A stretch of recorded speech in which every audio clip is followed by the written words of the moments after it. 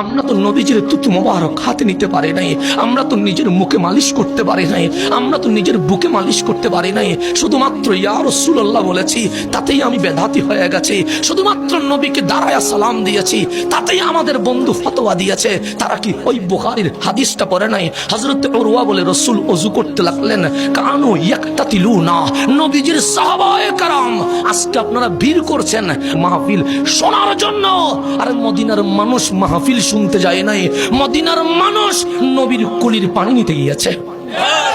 আপনি কোথায় যাবেন বন্ধু? সাহাবায়ে কেরাম ইয়াকতাতিলুনা, নবীর ওযুর পানি নেওয়ার জন্য প্রতিযোগিতা করছে। আমি কুলি করলে কে নেবে, কিন্তু রাসূল কুলি করছে। সাহাবায়ে কেরাম বলেন, নবী রে, আপনারে পেয়ে আমরা ধন্য হয়েছি, আমরা আপনার কুলির পানি নিব। আমার নবী নাকে পানি দিলেন, সাহাবায়ে কেরাম নাকের পানিগুলো নিয়ে নিলেন।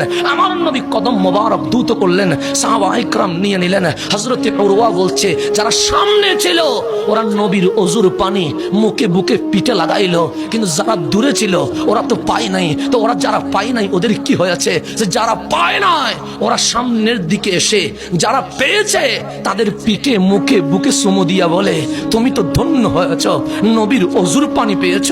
আমি যেহেতু পাই নাই, তোমার চুমা দিয়া নবীর ওযুর পানিটা একটু বরকত নিতে চায়। সাহাবায়ে কেরাম আমাদেরকে নবীর তাজিম শিখিয়ে দিয়ে গেছে।